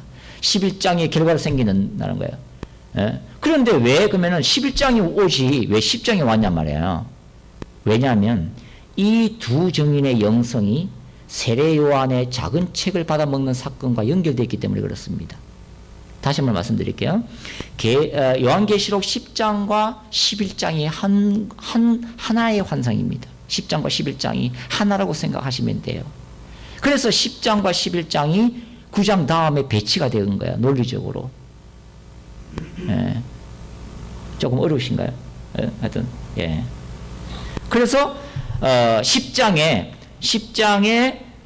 사도 요한이 하늘과 땅, 바다와 땅을 밟고 있는 천사로부터 작은 책을 받아서 먹어서 소화하는 장면이 나오는데 이걸 밤모습에서 돌아온 사도 요한이 백성과 나라와 방언과 백성에게 예언하는 것이 아니라 10장 11절 저가 내게 말하기를 내가 많은 백성과 나라와 방언과 임금에게 다시 예언하여야 하리라 하더라 하는 게 아니라 11장에 나오는 두 정인이 그 사역을 계승한다는 것입니다. 예, 이거 나중에 오후에 두 정인 영성할 때 다룰 거예요. 예, 그래서 10장 사도 요한과 11장의 두 정인 환상은 연결이 되어 있습니다. 연결이 되어 있어요. 그리고 이제 11장에 소위 말하는 마지막 때의 두 정인 사건이 이제 기록이 되어 있다고 하는 거죠. 자, 기록이 되어 있다고 하는 거죠. 그러면은, 자, 10장과 11장이 9장 뒤에 온 거는 조금 이해가 가세요? 예, 이거는 계속 반복적으로 이제 듣고 이러면 이제 이해가 가시는데, 그까지는 이해가, 10장과 11장. 그러면 12장하고 13장, 14장은 왜 들어가냐 이거예요. 12장에는요, 여러분들이 이제 다 내용을 알지만 12장에는 여자와 용의 투쟁이 나와요. 12장이 나오고 13장에는 소위 말해서 적그리스도 첫째 짐승, 그 다음에 육체에서 올라오는 둘째 짐승에 대한 얘기가 나오잖아요. 예. 자, 왜 12장과 13장이 11장 뒤에 배치가 되었는가를 제가 설명을 드리겠어요. 11장 두 정인 사건이 뭐냐면 이 마지막 때 두 정인이 사역을 하다가 누구한테 죽임을 당하냐면 적그리스도한테 죽임을 당해요. 그게 11장 7절 말씀이에요. 자, 11장 7절 말씀을 한번 찾아봅시다. 11장 7절 말씀. 자, 7절 말씀 찾아서 읽어볼게요. 시작. 저희가 그 정거를 마칠 때 무저경으로부터 올라오는 짐승이 저로 더불어 전쟁을 일으켜 저희를 이기고 저희를 죽일 터인즉 저희의 시체가 큰 성길에 있으리니. 예, 여기까지요. 자, 여기 보면 짐승으로부터 죽임을 당해요. 두 정인이. 근데 이 짐승이 요한계시록 11장까지 읽을 때에 처음으로 등장합니다. 짐승이라고 하는 것이. 11장에 짐승이 처음으로 등장해요. 그런데 이 짐승이 누군가를 설명을 하기 위해서 13장이 들어와요. 계시록 13장이 뭐냐면 그게 왜 이 짐승이 정체가 뭔지를 밝히고 있는 거거든요. 13장. 그러니까 원래가 11장 뒤에 13장이 와야 돼요. 잘 따르고 계십니까? 그런데 13장에 나오는 이 그 짐승, 그리고 이 짐승과 이런 영적 전쟁을 하는 교회, 여자의 후손이 마지막 때에 일어났던 일시적인 사건이 아니라 이미 초대교회부터 시작된 예수 그리스도의 초림과 재림까지 이 역사 동안에 일어났던 영적 전쟁의 결과라는 것을 보여주기 위해서 13장 앞에 12장이 삽입되면서 예수 그리스도의 성육신 사건과 용과 싸우는 사건이 기록이 되기 시작한 거예요. 그러니까 12장과 13장이 한 무득이에요. 그리고서 11장 뒤에 배치가 되어진 것입니다. 자, 논리를 잘 따르시면은 이해하기가 쉬워요. 무슨 말인지 조금 이해가시죠? 이제 뭐가 조금 이해가시죠, 그죠? 예. 그래서 제가 말씀을 드렸잖아요. 많은 요한계시록 해석들이 왜 잘못되냐면 11장 사건이 일어나고 난 다음에 12장이 일어났대요. 시간 순으로 보니까. 그러면 당연히 11장 사건이 마지막 때 예수님 재림하기 직전에 일어날 사건인데, 그러면 12장을 해석할 때에 12장 1절 보세요. 1절. 하늘에 큰 이적이 보이니 해를 입은 한 여자가 있는데 그 발 아래는 달이 있고 그 머리에는 12별의 멜류관을 썼더라. 이 아이가 아이를 베어 해산하게 되며 아파서 애써 부르짖더라. 그럴 때 이 아이가 누구냐는 거예요. 그런데 11장 다음에 12장이 일어난 사건으로 해석하기 때문에 무슨 예수님 재림하기 전에 무슨 또 아기 예수가 태어나. 말이 안 되잖아요. 그래서 그러면 이 아이는 아기 예수가 아니라 무슨 뭐 성리한 성도들 또는 혹시 이만희 뭐 이렇게 하면서 이제 자의를 따라서 마음에 내키는 대로 해석하기 시작하는 거예요. 무슨 말인지 아시겠죠?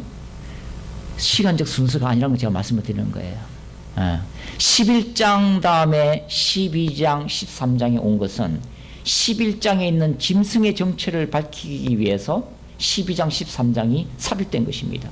이 짐승은 마지막 때 두 증인을 죽이는 마지막 때에 나타난 존재일 뿐만 아니라 이 짐승의 정체는 이미 예수님의 초림 때부터 아기 예수를 죽이려고 했던 헤롯 왕의 사건의 배후에서 사단의 역사로부터 시작된 치열한 예수 그리스도의 초림과 재림에 일어났던 교회와 용의 영적 전쟁이라는 것을 자세하게 설명을 해주고 있는 거예요.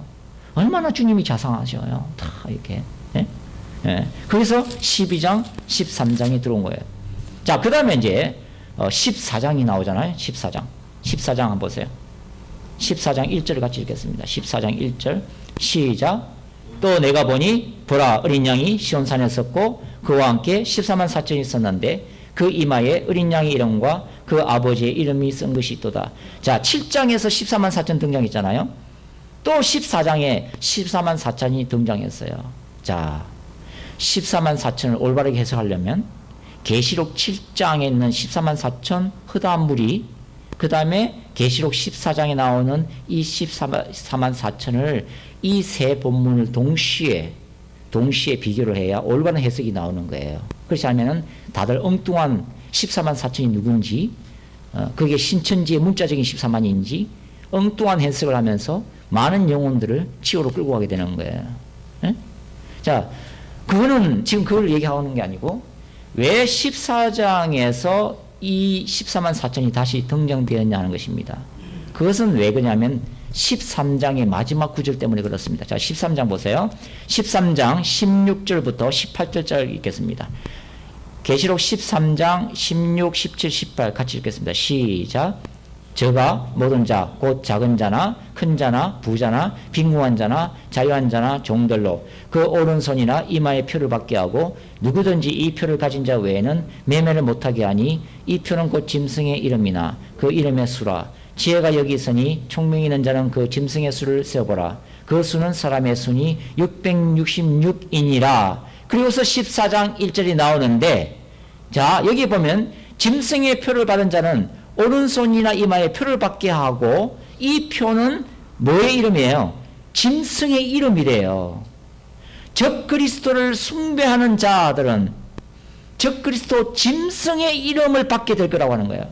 그런데 이와는 대조적으로 적그리스도를 끝끝내 숭배하지 아니하고 오직 죽임당하신 어린 양만을 위해서 순교하는 이 14만 4천의 정체는 그 이마에 짐승의 이름이 아니라 어린 양의 이름과 그 아버지의 이름 때문에 순교를 한다는 거예요. 대조적인 의미예요. 짐승의 이름을 가진 이 사람들과 대조되는 또 다른 무리들, 마지막 때 예수님만을 따라가는 하나님의 백성들이 있다는 것을 다시 대조시키기 위해서 14장이 삽입되기 시작합니다. 그 14만 4천은 짐승의 이름이 아니라 그 이마에 어린 양의 이름과 그 아버지의 이름이 있다는 거예요. 그걸 보여주는 거예요, 환상이. 그러면서 14장이 시작이 됩니다. 나중에 또 14장 또 조금 더 살펴볼게요. 자, 그런 다음에 자 15장 보세요. 15장. 계시록 15장이 열리잖아요. 이 계시록 15장은 자 1절 보십시오. 1절 15장 1절 읽겠습니다. 다시 시작. 또 하늘에 크고 이상한 다른 이적을 보매 일곱 천사가 일곱 재앙을 가졌으니 곧 마지막 재앙이라. 하나님의 진노가 이것으로 마치리로다 해놓고 그 안에 2절부터 4절까지 또 삽입 장면이 또 들어가요. 자, 이건 지금 보지 마세요. 헷갈리니까 보지 마시고. 자, 5절 15장 5절부터 보시면 또 일 후에 내가 보니 하늘의 정거장막의 성전이 열리며 일곱 재앙을 가진 일곱 천사가 성전으로부터 나와 맑고 빛난 세마포 옷을 입고 가슴에 금띠를 띠고 네 생물 중에 하나가 세세에 계신 하나님의 진노를 가득히 담은 금 대접 일곱을 그 일곱 천사에게 주니 하나님의 영광과 능력을 인하여 성전의 연기가 차게 되매 일곱 천사의 일곱 재앙이 마치기까지는 성전의 능이 들어갈 자가 없더라. 이게 뭐냐면 마지막 일곱 번째 나팔 가진 천사장이 불렀을 때 일곱 명의 다른 천사가 일곱 개의 금 대접을 이제 부을 마지막 심판을 준비하고 있는 장면이에요. 자, 그러면 원래가 이 15장이 제가 말씀을 드렸잖아요. 16장이 그 7개의 금 대접이 뭐냐를 구체적으로 보여주는 것이 16장이고 15장은 그 7개의 대접 재앙을 준비하는 장면이에요.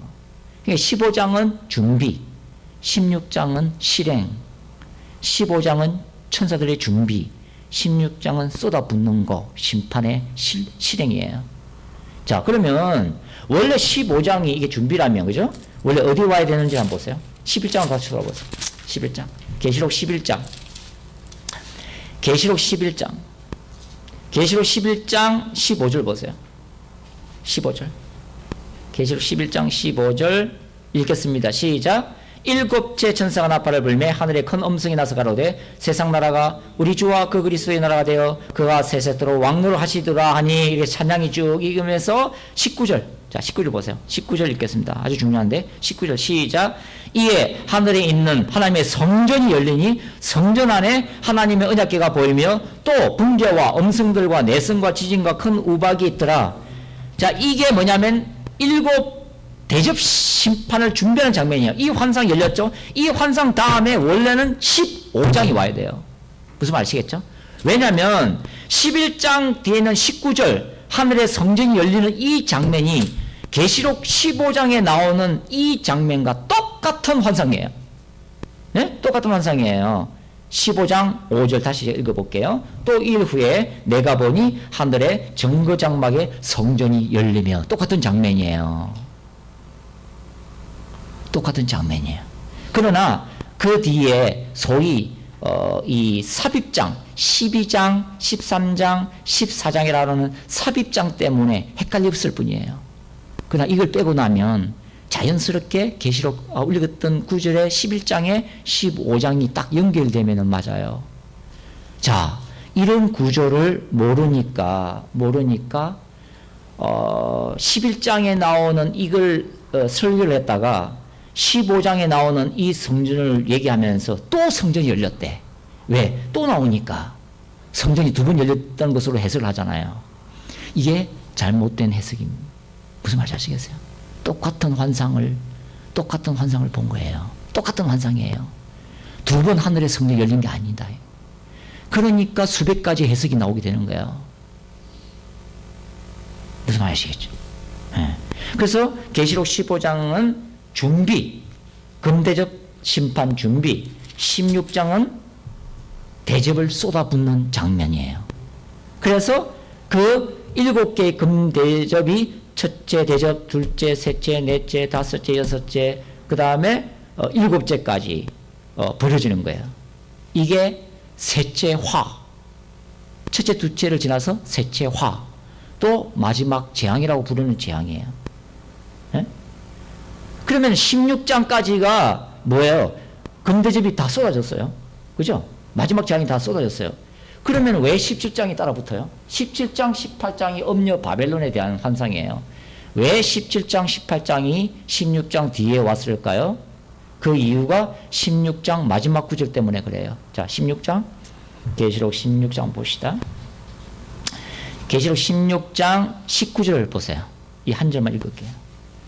계시록 16장 19절 같이 읽겠습니다. 시작.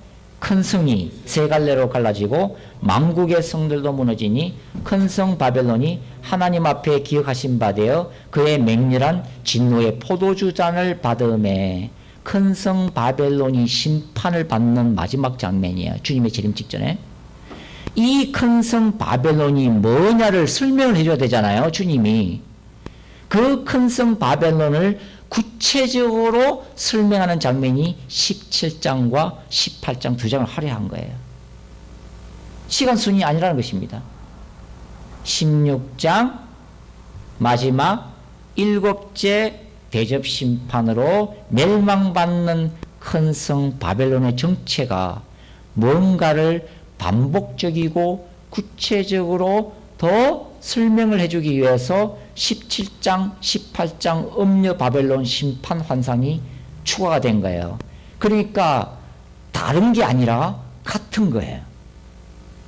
그래서 17장, 18장이 들어온 것입니다. 이해가시죠? 네. 그리고서 이제 19장. 자, 음녀 바벨론이 심판받으면요, 주님이 재림하세요. 그게 계시록 19장의 말씀이에요. 환상입니다. 주님의 재림 환상이 19장이에요. 이 땅에서는 음녀 바벨론이 심판받으면 주님은 재림해요. 왜냐하면 음녀 바벨론이 심판받아야 거룩한 성 예루살렘이 하늘에서 내려올 수 있기 때문이에요. 그래서 19장이 재림장이에요.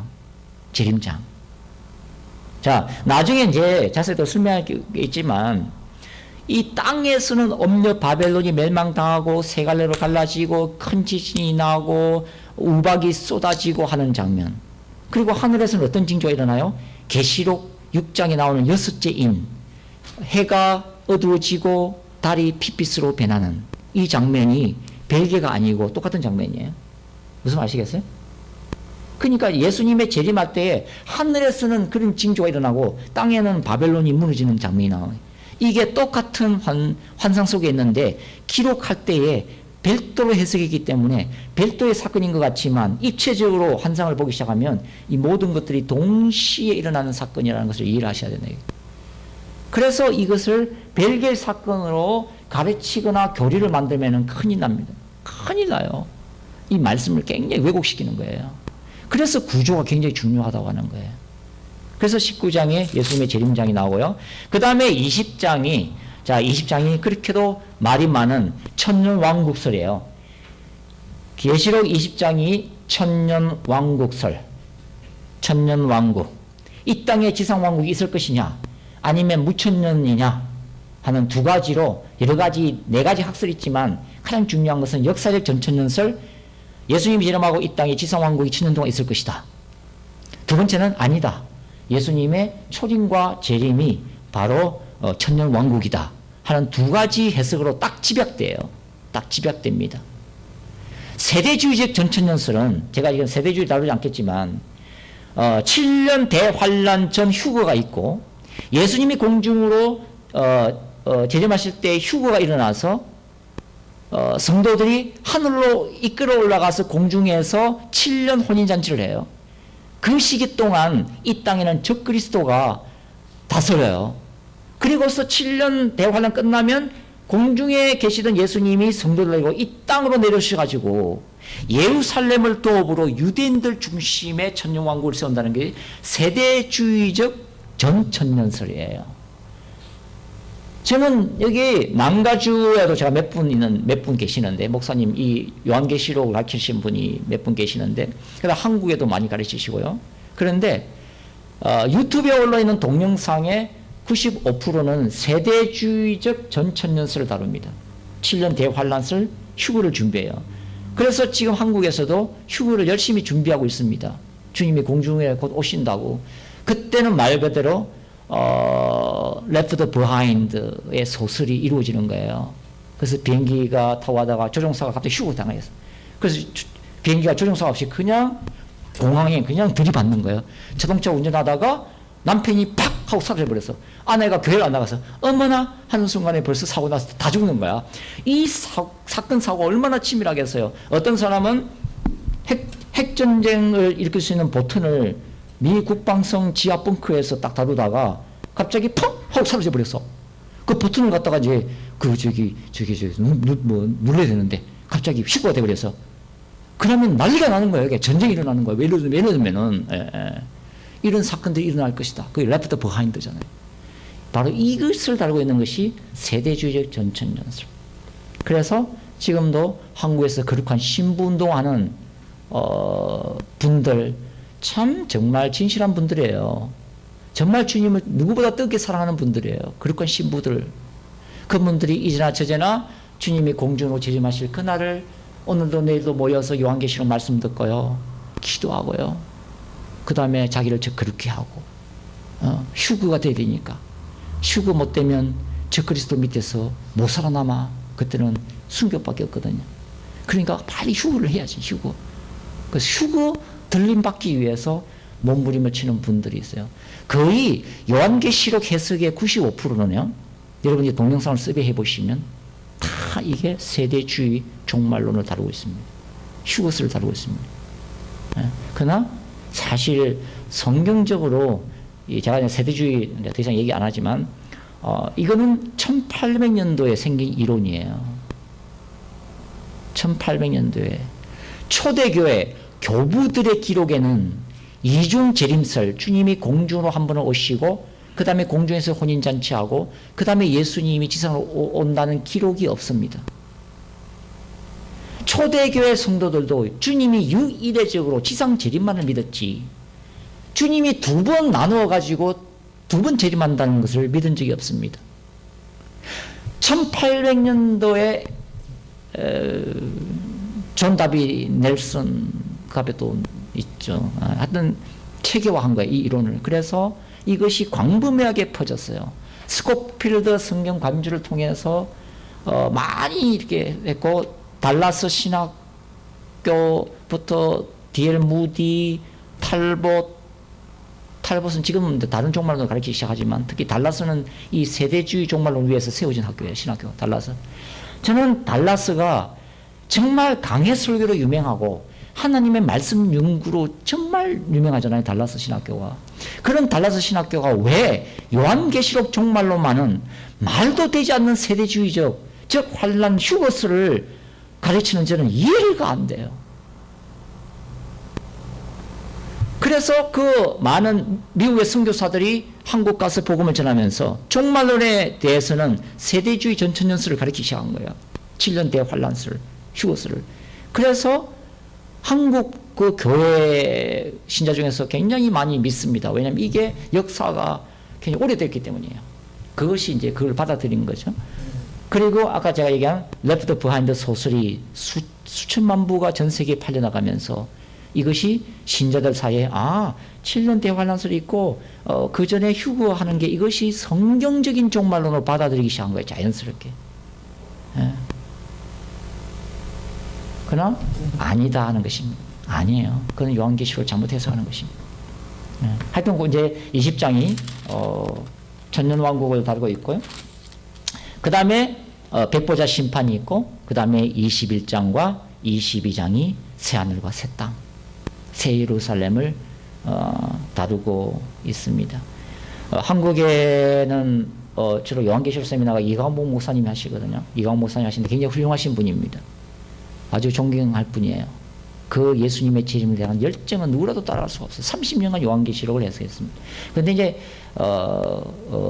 제가 비판한다는 게 아니고요. 이제 이광 목사님은 계시록 20장을 물론 이제 지상천년왕국 인정하고 그 다음에 이 지상천년왕국을 새하늘과 새 땅하고 동일시 여깁니다. 천년왕국이 있을 것이고 그것이 새하늘과 새 땅을 얘기하는 것이다. 근데 아닙니다. 천년왕국과 새하늘과 새 땅은 다릅니다. 요한계시록을 문맥을 연구하면 절대 아닙니다. 저 천년왕국이 있을 수도 있고요. 없을 수도 있습니다. 그러나 새하늘과 새 땅은 천년왕국을 얘기하는 게 아니고요. 하늘에서 내려옵니다. 왜냐면요. 천년왕국은 한계가 있습니다. 천년왕국의 마지막에 사탄이 부활합니다. 용이 부활해요. 우리가 들어갈 영원한 천국 끝에 사탄이 다시 나타날 수는 없어요. 새하늘과 새 땅은 용과 모든 악의 권세들, 사망마저도 완전히 멸해지고 엄녀 바벨론이 제약된 세상이 멸망받고 난 후에 새하늘과 새 땅이 내려와요. 거기는 더 이상 용도 없어요. 거기는 죄도 없어요. 그래서 에덴 동산의 완벽한 회복이 새하늘과 새 땅이라는 거예요. 그것은 죄송하지만 요한계시록을 잘못 가르치고 있는 것입니다. 그래서 이게 1장부터 요한계시록 22장까지가 이런 구조로 되어 있다는 것입니다. 이 구조를 여러분들이 머리에 넣게 되면 요한계시록을 읽을 때 모든 것들이 명백하게 이제 정리가 되어지면서 혼란에 빠지지 않습니다. 물론 성경 본문이라는 것은요, 우리가 다른 본문도 마찬가지잖아요. 우리가 창세기를 설교하든 출애굽기를 성경 공부하든 그 적용은 다양할 수가 있잖아요. 그게 성경 해석의 다양성이에요. 그러나 그 성경 해석의 다양성이라는 것은 뭐냐면 적용을 다르게 하는 거지 그 성경 본문에서 나오는 그 기본적인 원리마저 훼손시키는 것은 아니다는 거죠. 그죠? 같은 본문에 대해서 목사님들의 설교가 다양해질 수 있는 것은 적용이 다르기 때문이에요. 적용이. 그러나 이 성경 본문이 저자가 무엇을 얘기하고자 하는가에 대해서는 누구라도 공감할 수 있는 해석들이 있어야 된다 하는 것입니다. 그게 건전한 해석이라고 하는 것입니다. 다시 한번 말씀드리면 요한계시록은요, 이 땅에서 어느 한 사람이 전혀 지금까지 기독교 2000년 역사 동안에 한 번도 주님이 계시하지 않은 전혀 다른 새로운 계시를 받은 적이 없음을 저는 선포합니다. 아니에요. 왜 교주가 그 계시를 자기 혼자만 받아요? 그게 하나님의 말씀이라는 거예요? 아니에요. 하나님의 말씀은 모든 성도들에게 열려 있습니다. 다만 말씀을 전문적으로 다루는 목사님들이나 신학자들이 조금 더 깊이 있게 다룰 뿐이지 성경은 할머니가 읽어도 이해할 수 있단 말이에요. 그 계시가 할머니한테 오지 신학 박사한테 오는 게 아니다. 이래적 계시가 교주를 통해서 가르치고 요한계시록의 실상이 교주를 통해서 이루어졌다 하는 것은 말 그대로 사단이 몸부림치는 거죠. 사단이 몸부림치는 거다 하는 것입니다. 그래서 이 계시록 1장부터 이제 22장의 구절을 이 구절을 여러분들이 이해하시고 요한계시록을 읽으면 상당히 요한계시록이 이해가 되어지기 시작하고요. 예, 말씀이 빛이 비치기 시작하면서 많은 통찰력들을 이제 얻을 수가 있습니다. 자, 20분이니까 기도하고 우리 오전 시간 강의를 마치도록 하겠습니다. 기도하겠습니다. 거룩하신 아버지 하나님 감사합니다. 저희들 이 시간에 요한계시록의 말씀을 놓고 함께 연구하고 묵상하고 쉬할 수 있는 시간 주심을 참으로 감사합니다. 요한계시록이 이단들의 전유물이 아니고 이단에 빠진 수많은 열광하는 사람들이 수천 명이 모여서 하루에 몇 시간씩 열정적으로 공부하는 그들의 전유물이 아니라 아직도 잠자고 있는 교회들과 주님의 다시 오심을 준비하지 못하는 성도들을 안타까워하시면서 주시는 주님의 말씀임을 다시 한번 저희들이 깨달아게 도와주시고 진리 안에서 진리가 우리의 영을 자유케 하는 그런 역사들, 우리의 영의 눈이, 말씀을 보는 눈이 열려서 올바른 요한계시록에 대한 가르침들과 설교들을 강단에서 선포함으로 영혼들을 깨울 수 있는 주의 종들을 배출할 수 있는 말씀이 될 수 있도록 역사하여 주시옵소서. 그러하신 예수님의 이름으로 감사하며 기도드리옵나이다. 아멘. 우리 하나님께 영광을 받겠습니다. 할렐루야.